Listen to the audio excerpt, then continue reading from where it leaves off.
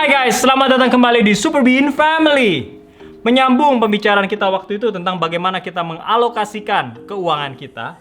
Terus kita dapat beberapa telepon dari teman-teman kita yang di dunia asuransi dan bertanya, terus asuransi masuk mana? Nah lo, benar juga. Benar. Pertanyaan pertamanya adalah asuransi penting nggak? Penting banget. Kenapa? Kalau buat kita sih penting banget ya. Karena asuransi itu ya kayak kalau gue dari kecil banget waktu zaman kuliah pun pas udah bisa cari duit sendiri, nyokap udah bilang kalau ada duit masuk asuransi karena kita nggak tahu ya apa yang terjadi ke depan kan ya. Namanya kita mencegah lebih baik dari mengobati. Jadi gue udah masuk namanya asuransi kesehatan, asuransi juga yang sifatnya tabungan. Jadi nyokap bilang ya udah anggap aja uang hilang, setiap bulan nabung ya kalau misalnya nanti udah selesai 10 tahun bisa diambil juga kan. Walaupun pasti ada potongan-potongan, tapi ya udah tapi kan ada extra precautionnya gitu kan, jaga-jaganya. Yes. Gitu.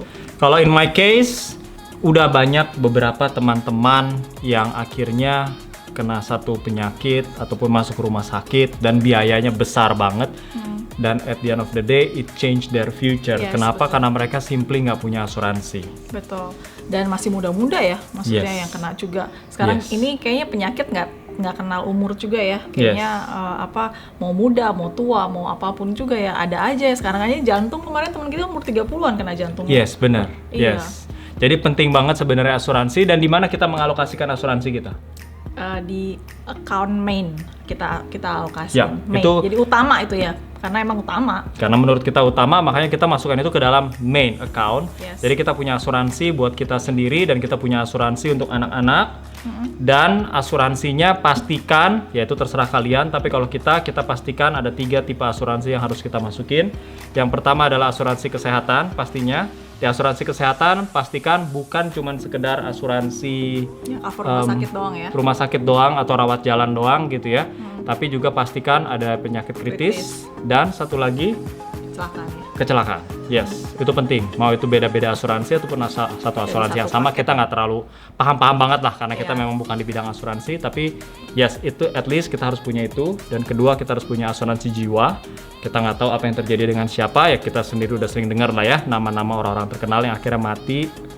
Maksud saya meninggal di masa-masa yang masih umur 30, 40 gitu. Bahkan bisa ada beberapa yang lebih muda dari itu. Ya walaupun udah ada tabungan sih benernya. Cuman kayak asuransi jiwa itu kan maksudnya kayak uang bonus ya buat keluarga yang ditinggalkan ya. Yes. Jadi seenggaknya berguna banget lah buat mereka untuk prepare kaget terus ditinggalin terus harus keluarin biaya banyak. Mereka bisa prepare something ya. Ya, itu penting.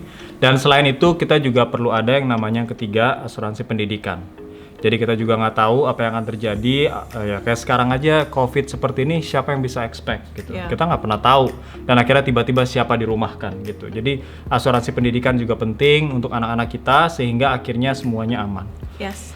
Dan yes, memang benar. Gimana kalau akhirnya nggak kepake? Ya syukurlah kalau nggak kepake gitu. ya udah gitu. Emang itu kayak udah uangnya harus keluar gitu ya. Yes. Gitu Nah, asuransi juga ada 2 tipe. Satu asuransi saja dan ada satu lagi asuransi dengan investasi. Nah, terserah kalian lebih prefer yang mana. Kalau kita hanya asuransi saja. Kita nggak terlalu suka bermain investasi.